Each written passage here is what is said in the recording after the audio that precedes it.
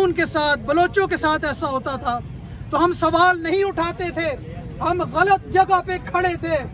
आज हम सवाल उठा रहे हैं और हम उन लोगों से माफ़ी भी मांगते हैं कि हमें माफ़ कर दो।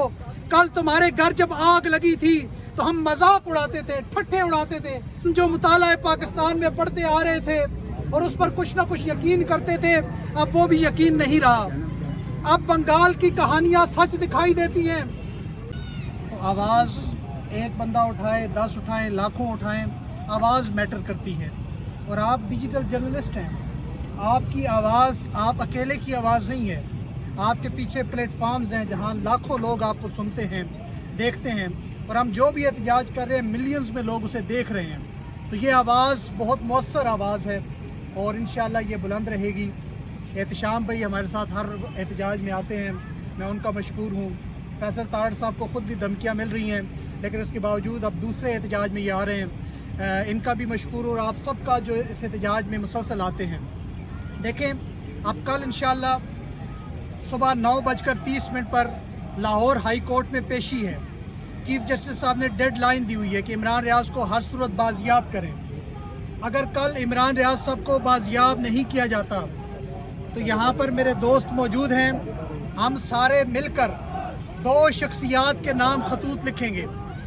एक ख़त हम चीफ जस्टिस उमर अता बंदयाल साहब को लिखेंगे और दूसरा ख़त सुप्रीम कोर्ट के सीनियर तरीन जज काजी फायद ईसा साहब को लिखेंगे, क्योंकि उनका ताल्लुक़ भी बलोचिस्तान से है, इंसानी हकूक़ के वो चैम्पियन रहे हैं।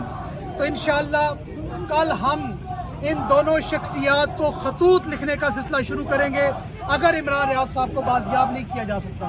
दूसरा, प्राइड ऑफ पाकिस्तान अनम शेख की गिरफ्तारी, वो भी काबिल मज़म्मत है। अनम शेख 9 मई की किसी एहतजाज में नहीं गई, लेकिन अपने सोशल मीडिया पर मुअस्सर आवाज़ है।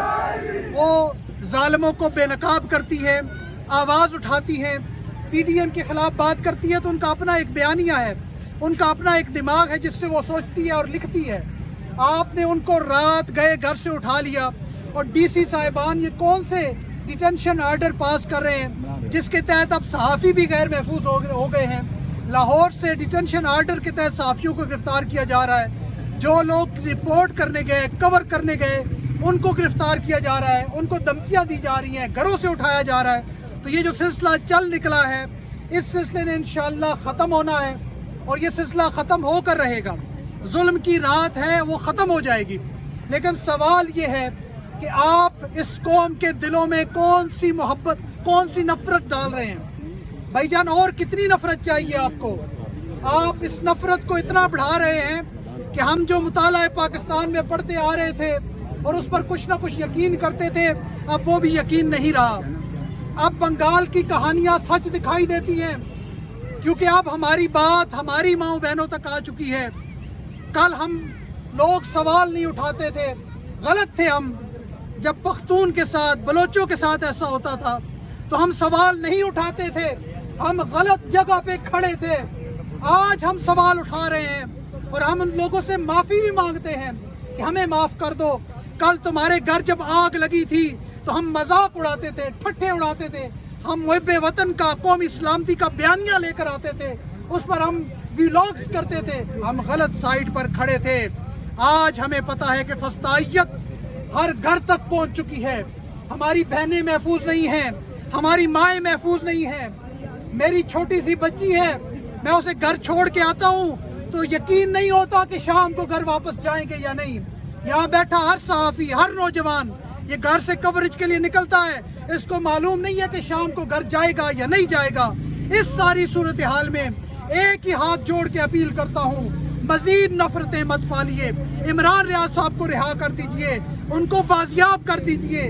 हम उनसे कहेंगे, दरख्वास्त करेंगे कि आपके खिलाफ ना बोलें। वो शायद हमारी बात उस तरह नहीं माने, लेकिन उसके बावजूद हम उनसे दरख्वास्त करेंगे।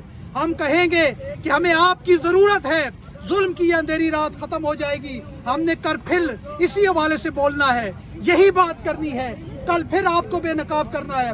कल आपके घटिया चेहरे पर जो कालक मली है, अरशद शरीफ कहते थे हम आपको आईना दिखाते हैं, उस आईने में अगर आपको आपकी शक्ल बेहुदा और आपके करतूत नजर आते हैं, तो इसमें एक सहाफी का क्या कसूर है?